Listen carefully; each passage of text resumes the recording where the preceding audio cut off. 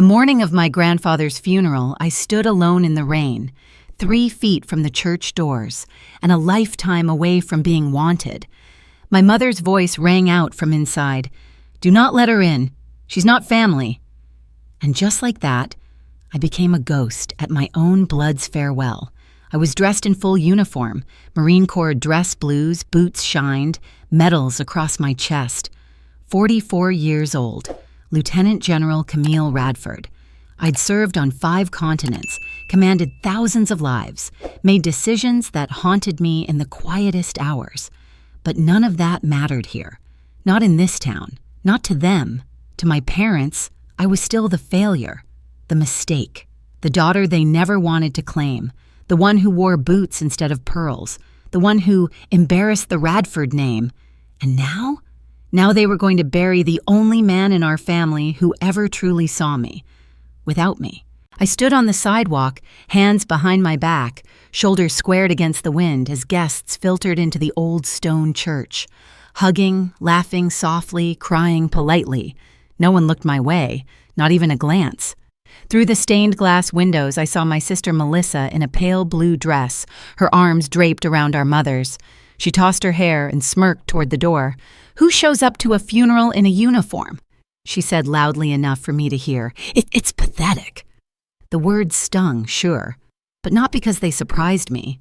They didn't. They never had. What burned was how easily they said them, like I wasn't real, like I'd never mattered.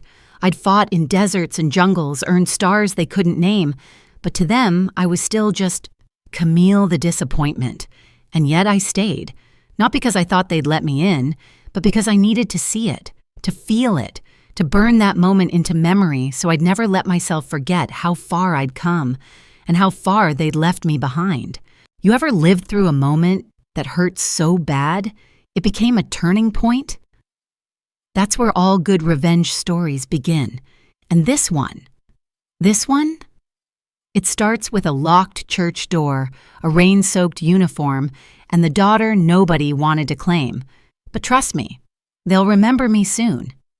You'd think being invisible started at the church, but no, that started long before. I can still see the Radford family dining room.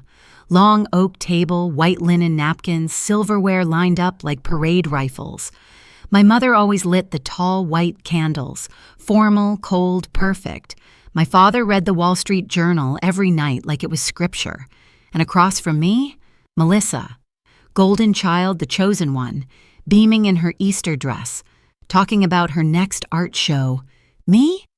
I sat there poking cold mashed potatoes, waiting, just waiting for one of them to ask about my day, my grades, my track meet, anything. But nothing ever came.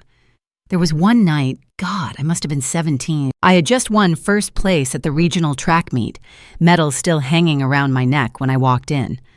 I remember the excitement pounding in my chest. I thought maybe, just maybe, tonight they'd see me. My father glanced up once, said, "Did you wash your hands?" My mother said, "Try not to be too aggressive, Camille. It's not feminine." Melissa giggled. "She just likes beating boys." And that was it. The only thing louder than their silence was my own heartbeat cracking in my chest. You know what's wild? I kept trying anyway. I thought if I just did more, ran faster, studied harder, they'd eventually look at me the way they looked at her, the way a parent should look at their child, with pride, with softness, just anything. But the truth is, they didn't want me. They wanted someone else entirely. When Melissa said she wanted to be a fashion designer, they built her a studio in the basement, bought her tickets to Paris, called every friend at the country club just to say, "Our daughter's an artist." When I enlisted, they didn't fight me. They just smiled politely. Then changed the subject. No blowout, no yelling, just that signature Radford maneuver, erase and ignore. And that hurt worse than anything, because yelling means they care. Silence? Silence means they've already decided you don't count. I still remember walking into the recruiter's office the morning after my 18th birthday. The woman behind the desk asked if I was sure. I wasn't. But I signed anyway. Not because I needed to prove them wrong, but because I knew I'd never be right in their eyes. not unless I became someone else. And maybe that's the part that cuts deepest, that for most of my life, I tried to earn love that was never on the table to begin with. Hey, if you've ever sat at a table like that, where it felt like everyone else got served warmth and you just got space and silence, drop me a comment. You don't have to explain, just say, "I've been there," because I know someone else will see it and maybe they'll feel a little less alone too. Truth is, it wasn't one dinner. It was years of them, years of birthdays where no one called, of letters never answered, of medals earned, photos mailed, and silence returned. They didn't scream, they didn't slam doors. They just slowly erased me, like I'd been penciled in by mistake. But the thing they never understood, you can only erase someone for so long, until they learn to write in ink. And I was about to rewrite everything. I had just come home from deployment, 7 months in Afghanistan, dust in my lungs, sand in every fold of my uniform, and a kind of tired that went deeper than sleep. All I wanted was one weekend to breathe, to sit on my porch, make my own coffee, pet the neighbor's cat. Nothing fancy, just stillness. That stillness broke the moment I opened a letter from my bank. "Your checking account is overdrawn." First, I laughed. Thought it was a glitch. Military pay doesn't make you rich, but it's consistent, safe. I logged in expecting to see a balance. Instead, I saw red, negative. Thousands gone. Savings? Gone. Retirement fund? Empty. Even the small investment portfolio I'd built over the years? Drained. I refreshed the screen, logged out, logged back in, still gone. For the first time in a long, long while, I felt something I hadn't felt on the battlefield: panic. I spent the next 6 hours combing through statements, every charge, every transfer. Some were small, recurring debits I didn't recognize. But then came the bigger ones: $4,800 here, $12,300 there. Straight into accounts I didn't know existed, until I did. The names, the addresses, the routing numbers, all led back to my childhood home, my parents' home, that same white brick house on Hawthorne Lane with the blue shutters and flower beds, the same house I sent postcards to, holiday gifts, updates, prayers. They were using me, not just emotionally, financially. Every time I deployed, they had access. I had trusted them with power of attorney years ago, just in case something happened. I'd never revoked it, never imagined they'd abuse it. But they had. Quietly. Repeatedly. Over years. The total loss? $482,000. You read that right. Nearly $500,000 siphoned from someone who was too far away, too loyal, too damn trusting to notice. And the worst part? I don't think they even saw it as stealing. I confronted them 3 days later. I didn't yell, didn't cry. I stood in their living room, same one where they'd once ignored my medals, and laid out the documents. My father folded his newspaper calmly. "We thought you knew," he said. My mother offered a faint smile. "Camille, you're always gone. You don't understand finances." Melissa crossed her legs on the couch and laughed. "It's not like you needed it," she shrugged. "You live in Boots." And that's when I realized, to them, I was just a tool, a source, not a daughter, not a soldier, not a human being. And maybe that's the most painful kind of being Koi Thuong. Not the insults, not the eye rolls, but being so thoroughly dismissed. They didn't even think what they did was wrong. They called it helping. They called it family. And that's when I stopped waiting for their approval. That's when I started building a plan. Because you don't steal from someone like me and expect them to stay silent. I didn't scream. I didn't threaten. I didn't even slam the door when I walked out of their house. I just drove home in silence, windows down, wind hitting my face, heart frozen but focused.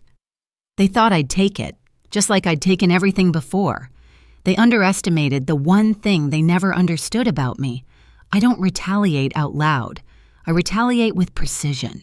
The next morning, I pulled out an old leather notebook I'd carried through 3 deployments.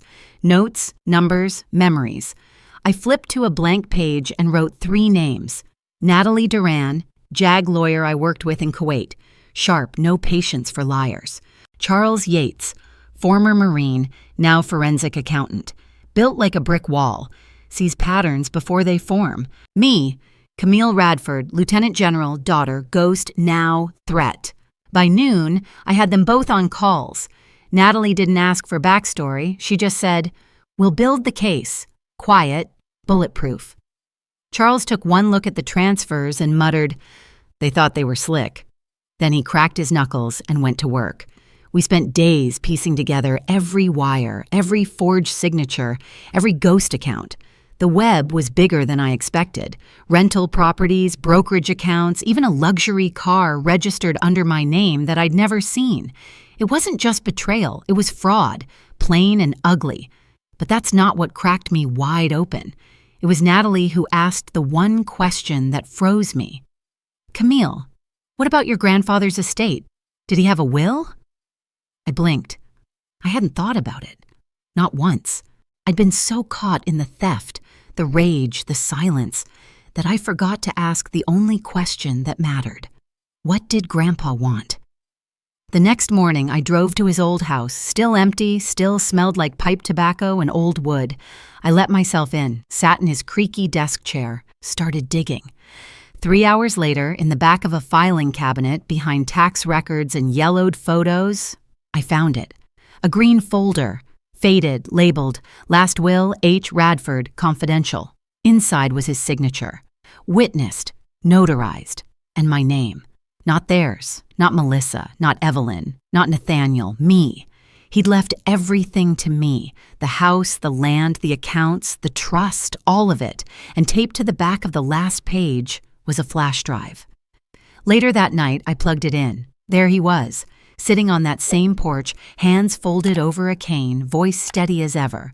"If you're seeing this, Camille, it means they did what I feared they would.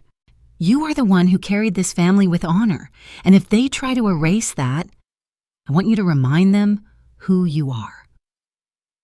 My hand trembled, but I didn't cry. I'd already spent a lifetime shedding tears they never deserved.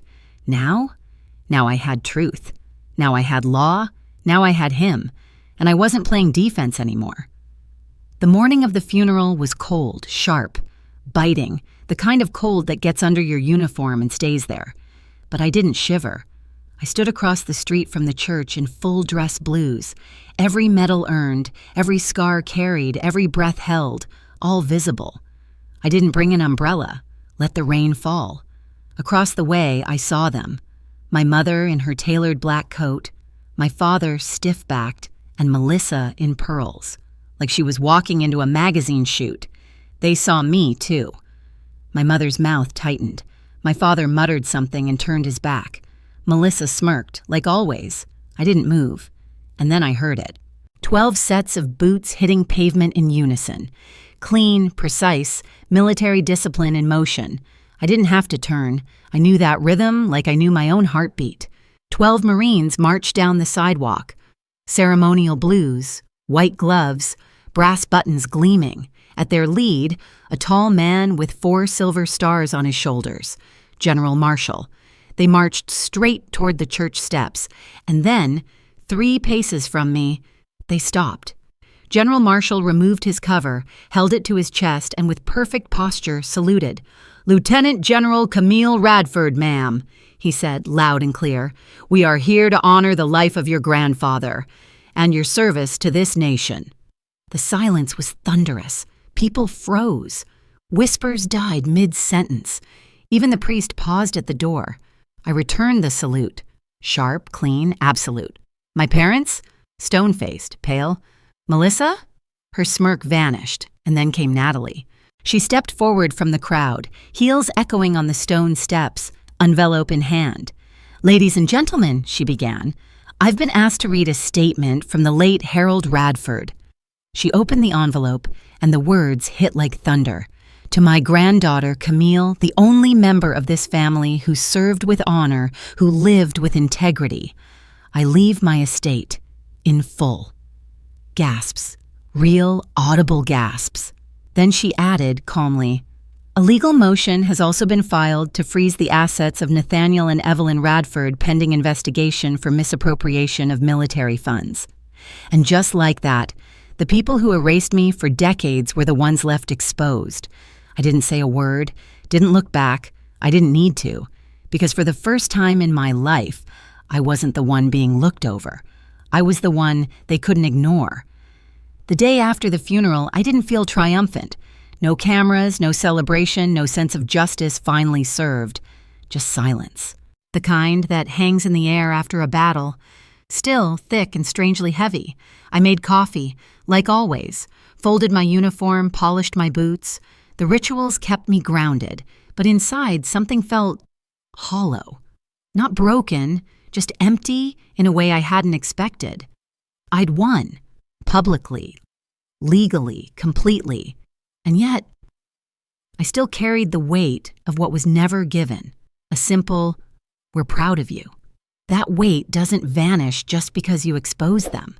Some wounds don't close when truth comes out. They close when you decide to stop needing their permission to matter. That's what I did. I took a portion of what my grandfather left me after the legal fees, after the investigations, and I rented a small corner lot off Maple Street. Old awning, rusted benches, nothing pretty. I bought a folding table, a coffee urn, some crates of bread and fruit, painted a hand-cut sign, the quiet table, no press, no nonprofit, just this, free breakfast for veterans, no questions, no judgment. Just come, eat, sit, be seen. The first morning, 2 older men showed up, Vietnam vets by the look of their jackets and eyes. They didn't ask who I was, didn't care about the stars on my shoulder, just nodded when I poured the coffee. And that was enough. I kept showing up. Rain or shine, 5 people or 15. Sometimes they talked. Most days, they didn't need to. The silence wasn't heavy like before. It was shared. Understood. My hands, the same ones that once gripped rifles and signed orders, now passed paper cups and peeled oranges. And for the first time in my life, I felt seen, not because someone looked at me, but because I chose to show up anyway. Months passed. The quiet table grew, a few volunteers joined, donations trickled in, and then, one morning, a man I'd never seen before sat across from me, took a sip of coffee, and said, "You look like someone who's lost a lot." I smiled, "And someone who built something from it." He nodded. That's where strength really shows. And that's when it clicked. I didn't need my parents to name my worth. I had already become it.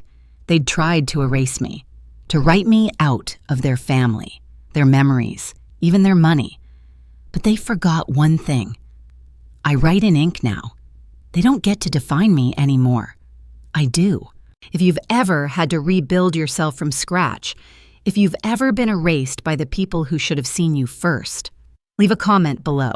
You don't have to share details, just say, "I'm still here," because someone else might need to see that today, and so do you.